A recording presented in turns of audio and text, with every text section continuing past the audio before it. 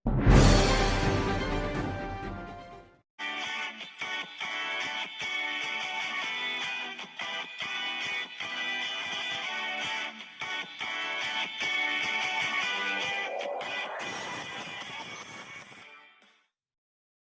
जो भी घटनाएं इवेंट्स होती हैं उनको जनमानस तक ले करके जाते हैं और आप अपने धर्म को निभा रहे हैं और मैं भी अपने धर्म को निभा रहा हूं।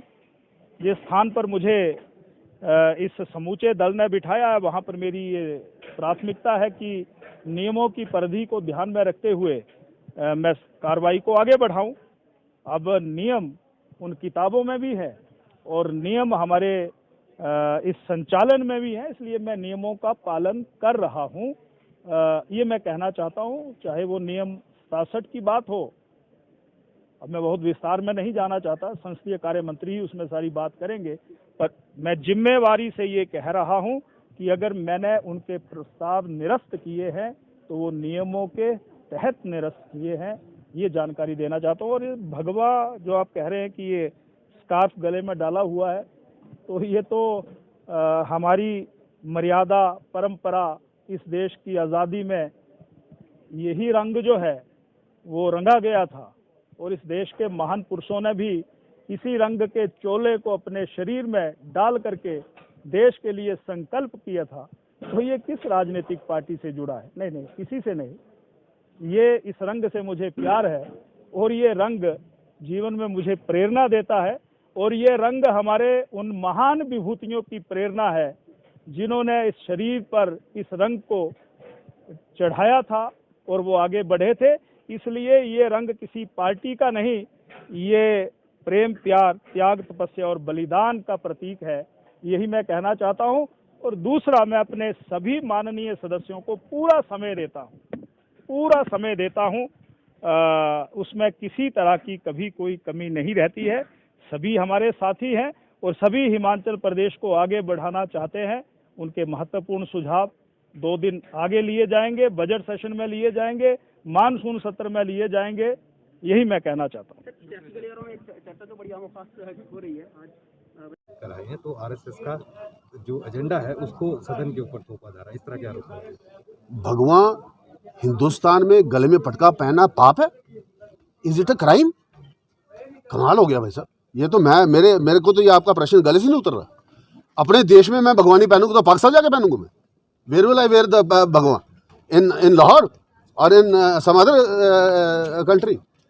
ये हमारी देश की शान है, ये मेरा देश है, ये मेरा भारत है, मेरा भारत महान है, उसके लिए भगवान हमारे शान है। हर मंदिर के ऊपर भगवान लहराता तो क्या हमें शर्म आती? मुझे नहीं लगता कि भगवान पहन के जहाँ स्पीकर की कोई अपानता थी। ये देश का रंग है, हमारा हिंदुत्व का रंग है, हमें उससे we are proud of it, हमें नाज है इस रंग के ऊपर। कांग्रेस आरोप लगा रही है कि जो पता नहीं स्पीकर साहब ने आपको अलाउ करना था या नहीं करना था, पर उनके रूलिंग आने से पहले ही आप वॉकआउट करके वेल में आ रहे हो। फिर आप दुनिया भर की घोषणाएं आज अंदर विधानसभा के अंदर कर रहे हैं। आप करना मूल के ऊपर आप नौकरी सबको आज बांटा है, आपने आउटसोर्स वालों को सबको आज पक्का कर दिया, आपने ओपीएस आज इशू कर दिया, आपने पुलिस वाले आपने रेगुलर कर दिए। मेरे को तो समझ नहीं लगता ये झूठ का परिंदा। मुझे तो ऐसा लग रहा था जी अंदर कोई पीएचडी की क्लास लगी हुई झूठ बोलने की।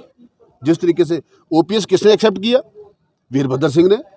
ये पुलिस वालों को काला कानून किसने पास किया? आपकी सरकार ने पास किया, 15 में आपने पास किया। और 12 से 17 तक आउटसोर्स पे थोक में भर्ती किसने की? आपने की। आज बकवास करने के लिए हम रह गए, सुनने के लिए हम रह गए। विधानसभा में आप दुनिया भर की घोषणा करना है, आज आप बोल रहे हैं कि हम ओपीएस देंगे। आपने पंजाब में क्यों नहीं दे दिया ओपीएस? आपने छत्तीसगढ़ में क्यों नहीं दे दिया ओपीएस? आपने मध्य प्रदेश में क्यों नहीं दिया ओपीएस? आप महाराष्ट्र में क्यों नहीं दे रहे ओपीएस? आपकी कभी दिल्ली में सरकार बनेगी? आज 450 से आपके पास 52 एमपी रह गए। 52 एमपी वाले विपक्ष, और जिसको ममता बनर्जी कहती है कि यूपीए अब कोई चीज़ ही नहीं है, there is nothing known as UPA. आप ऑपोजिशन की मेन धारा में भी नहीं है दिल्ली में। आप आज इस देश के राष्ट्रीय मानचित्र से गायब हो चुके हैं। कांग्रेस मुक्त हिंदुस्तान की तरफ आगे ये दुनिया बढ़ रही है और आप ओपीएस दे रहे हैं, आप दुनिया भर की नौकरी दे रहे हैं। ये सारा मसला जो हल होगा वो भारतीय जनता पार्टी के माध्यम से होगा। हमने ओपीएस के लिए भी कमेटी का गठन किया है। हम बहुत जल्द आउटसोर्स की पॉलिसी भी लेकर आने वाले हैं, और जहाँ तक रही पुलिस वाले की बात, उसकी भी हमने जो है कमेटी का गठन किया हुआ है। इन सारे विषयों को हम एड्रेस कर रहे हैं। आप जो कुछ कर नहीं सकते वो सिर्फ आज घोषणा कर रहे हैं। इससे आज लग रहा था पता विधानसभा के अंदर कि आप सत्ता पाने के लिए कितने पागल हो रखे हैं, कितना बुरा हाल है आपका बिना विपक्ष के। आप मुख्यमंत्री कहाँ चले गए? अरे भाई, ऑल इंडिया चीफ मिनिस्टर्स की कॉन्फ्रेंस है, प्रधानमंत्री जी चेयर कर रहे हैं। मुख्यमंत्री नहीं जाएगा, अपने स्टेट का वहाँ पे जाके पक्ष रखेगा, अपने पक्ष की लड़ाई रखेगा। हमारे भारत सरकार में अरबों करोड़ों रुपए के प्रोजेक्ट फंसे हुए हैं, तो मुख्यमंत्री का काम होता है जैसे एक विधायक आके विधानसभा में अपने क्षेत्र के बारे में लड़ाई लड़ता है, वैसे मुख्यमंत्री अपने प्रदेश के बारे में दिल्ली में जाकर लड़ाई लड़ता है। आज all India chief ministers conference में मुख्यमंत्री नहीं जाएगा तो तुम जाओगे क्या? और उसके बारे में आज विधानसभा के अंदर आप बकवास करें कि मुख्यमंत्री कहाँ गायब हो गया। मुख्यमंत्री प्रदेश के लिए काम के लिए गया है, तुम्हारी ऐश करने नहीं गया, सैर करने नहीं गया। जैसे राहुल गांधी जाते हैं इटली में सैर करने के लिए, वैसे नहीं गया। हमारा मुख्यमंत्री काम करने के लिए गया है, इस प्रदेश की हक की लड़ाई लड़ने के लिए गया है। दिल्ली में हिमाचल प्रदेश की आवाज़ को बुलंद करने के लिए वाराणसी गया है, इसलिए मुख्यमंत्री आज बाहर। ये मुझे आपसे तो मैं इनसे पूछना चाहूँगा कि आपने 12 और 17 के बीच में क्या किया? तब आपके लिए सब कानून ठीक हो जाते हैं। आप करना मूल के आधार के ऊपर आपने कितनी नौकरी बांटी? आप करना मूल के आधार के ऊपर आपने 50 के ऊपर ब्रेक लगा दी। जो कर्मचारी 50 साल के ऊपर टाप जाएगा वो करना मूल के अंदर आएगा नहीं। हमने 50 को बढ़ा के 58 किया। 58 भी ऐसा किया कि जिस दिन उसकी लास्ट डे ऑफ सर्विस है उस दिन भी अगर उसका देहांत होता तो उसके बच्चे उसके लिए एलिजिबल है। इतना बड़ा कानून हम लेकर आए। अगर आप रिकॉर्ड निकाल के स्टेट करें, 20 साल में इतनी करना मूल के आधार की नौकरी नहीं दी जितनी हमने पिछले 4 साल में दी। और हम 31 मार्च तक इनका पूरा बैकलॉग जो है 4200 का खत्म करने वाले हैं। हम लोग इस तरफ आगे बढ़ रहे हैं। आपने कुछ नहीं किया, आपने केवल बकवास किया, आपने केवल झूठ बोला। आप पुलिस की प्रतिबंध आप लगाए, भुगते हम। 50 साल का प्रतिबंध आप लगाए, भुगते हम। ओपीएस आप मांगे 170 करोड़ के लिए, भुगते हम। आप केवल झूठ बोलने के लिए विधानसभा में आगे घोषणा करने के लिए हम रखेंगे।